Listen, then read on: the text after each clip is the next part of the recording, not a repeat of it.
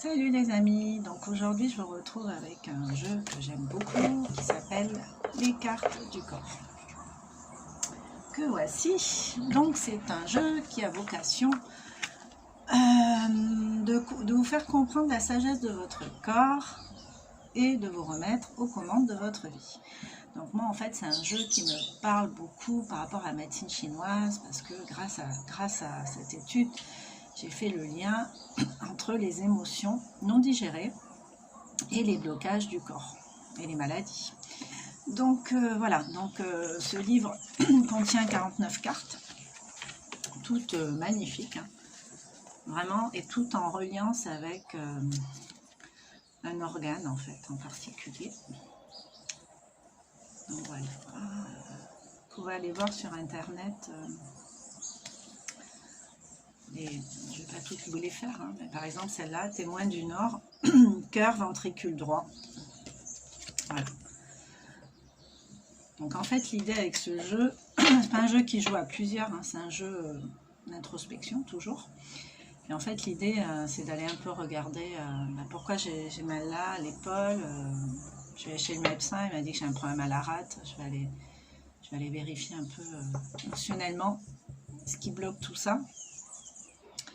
Donc voilà, bon ben c'est déjà important d'émettre une première intention pour aller mieux, pour aller bien, pour mieux se comprendre en fait. Même si après, voilà, après s'il y a un traitement, s'il y a des choses à faire médicalement, pas non plus se bloquer avec ça, hein. La médecine elle existe, ça rend bien des services aussi, quoi. Faut pas diaboliser, mais l'idéal c'est quand même de s'introspecter et d'essayer d'amoindrir au maximum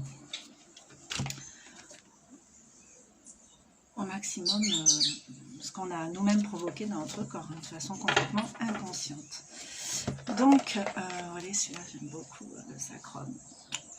Et ça donne la symbolique avec des petits exercices. Donc, voilà, on va travailler sur cette carte. Le mystique, donc haut du crâne, cerveau cortical. C'est la carte que j'ai tirée en fait, hein. Donc, c'est la carte numéro 31.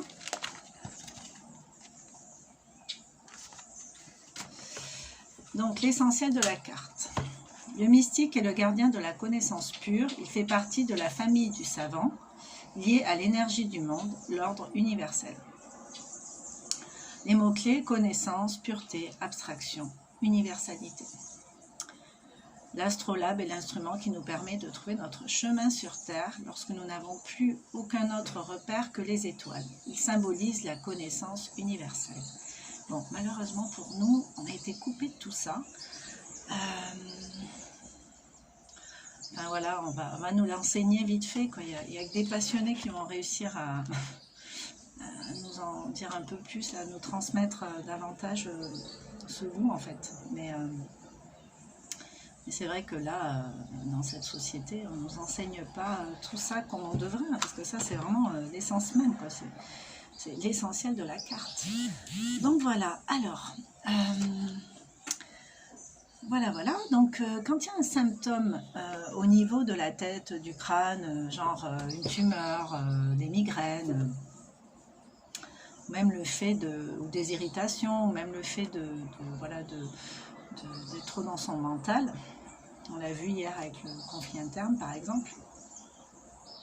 Le mystique vous montre que votre vie est étriquée. Il vous manque une dimension d'immensité émerveillante, d'intérêt pour les lois de l'ordre cosmique qui vous fait défaut. Il est temps de vous ouvrir à ces dimensions. Le crâne, c'est quand même le dernier chakra, le 7e. Bon, il y en a plus, hein, apparemment, mais enfin, on parle des 7 principaux que tout le monde commence à connaître. Et donc, c'est le chakra coronal. Donc, c'est vraiment la reliance avec les énergies célestes.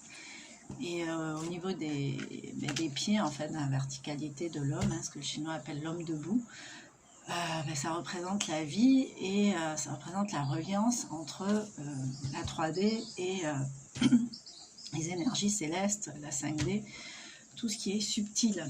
C'est important d'être, pour être un homme complet, en fait, d'être dans ces énergies-là, afin de les laisser nous traverser, de les laisser nous habiter, de les laisser nous guider, et d'être en équilibre avec tout ça.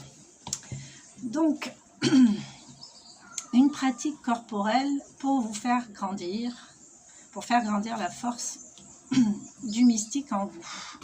Donc, il y a trois pratiques corporelles. Donc, en premier lieu, soit assis, soit debout. Ce qui est important, c'est vraiment d'avoir les pieds ancrés au sol. Inspirez par votre fontanelle, donc le dernier chakra, votre fontanelle, la lumière ou la fraîcheur qui vient des étoiles. Laissez-la traverser tout votre corps en direction de la terre. Faites ça pendant 5 minutes. Je pense que 5 minutes, c'est pas du luxe. Vous méritez de vous accorder 5 minutes. Mais en plus, je pense que même peut-être 5 minutes, ça va même pas suffire dans la mesure où on n'est peut-être pas habitué à faire ce genre d'exercice et qu'il va falloir apprivoiser tout ça. Donc déjà, se concentrer sur sa respiration abdominale.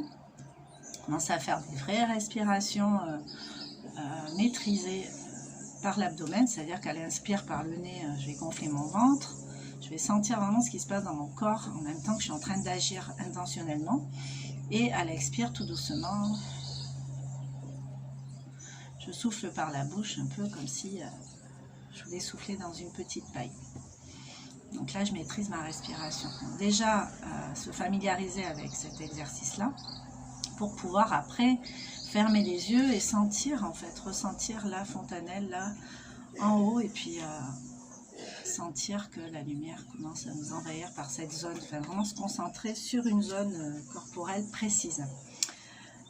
Donc, deuxième pratique, si votre tête est lourde, surtout en fin de journée, posez-la sur le sol, massez-la doucement et demandez à la terre qu'elle absorbe comme un buvard tous vos tourments ou pensées inutiles. Ça, c'est génial. Donc, ouais, demander à la terre, donc c'est essayer vraiment de le faire dans l'herbe ou sur la terre, quoi. Pas sur du carrelage ou sur du lino.